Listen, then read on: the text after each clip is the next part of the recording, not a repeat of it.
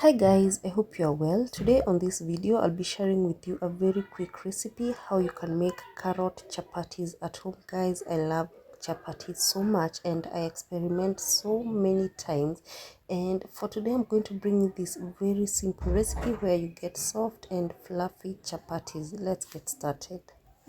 So you're going to need a blender for this recipe, and to that I just added one large carrot that I had grated, and to that I added a sugar and salt, and then I added enough water to blend.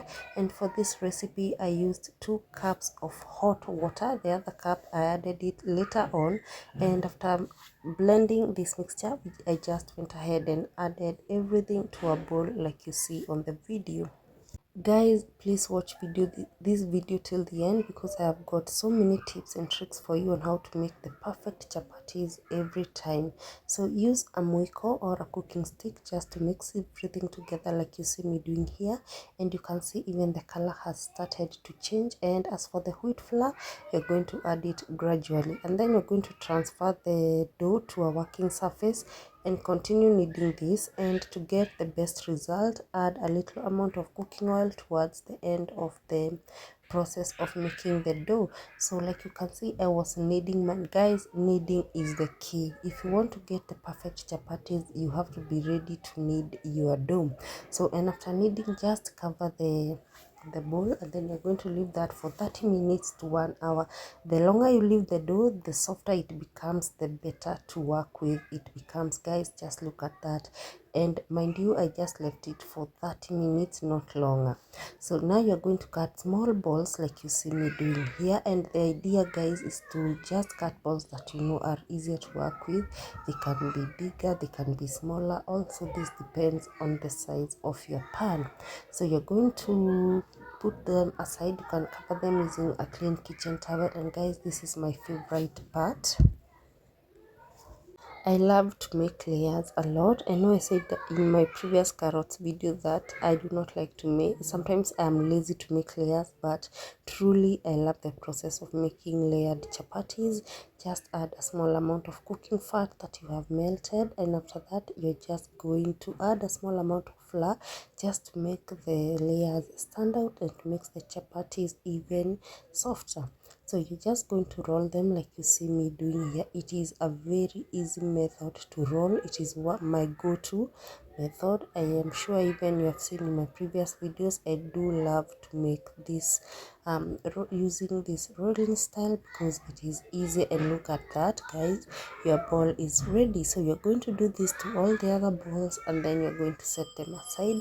And for the second demonstration is just for anyone that could have questions regarding how I fold mine and the steps that I follow. You just roll your chapati out, don't mind the shape at this point. Apply a small amount of cooking fat, pour some flour over it, and then you're just going to roll it to make a ball like you see here. And this is another way that you can fold them if you want them to be even neater. Like you can see, this one is there's a little difference from the first one, and they all look good. And we're just going to do that to all the other balls. And as you're doing that, please remember to always heat your pan. Now, to get the perfect round chapatis, this is how I do it. Do not turn the sides, just work on the same side, just moving the chapati around. And after that, place it on a pan, and you just don't cook it at this point. Just allow the chapati to get some bubbles, guys, like you see here, and then you're going to turn it to the other side and then remove it from the pan. And for this step, the tip that I can give is to always use a thick pan, and the pan should be very hot, and use a very high flame, guys. Do not use like a lighter pan, and do not use very little flame, otherwise the chapatis are not going to cook, or they're going to be very hard. So you're going to set them all aside like you see here. They are half cooked, and now on to the fun part. I believe this to be the fun part because it's where I get to see the chapatis, how they actually look like. Just add cooking fat and then turn to the other side, guys. Just look at that perfection, very well cooked. Guys, this is one of those recipes that I like to go to whenever I just want to eat those layered chapatis that are looking super nice. And just look at that, guys. Look at those chapatis, guys. Please like this video and help me get to 36,000 subscribers, guys. Support this channel so that I can be able to bring you more content, guys. And since I like creating content, so that I can even bring high quality videos that you're going to like.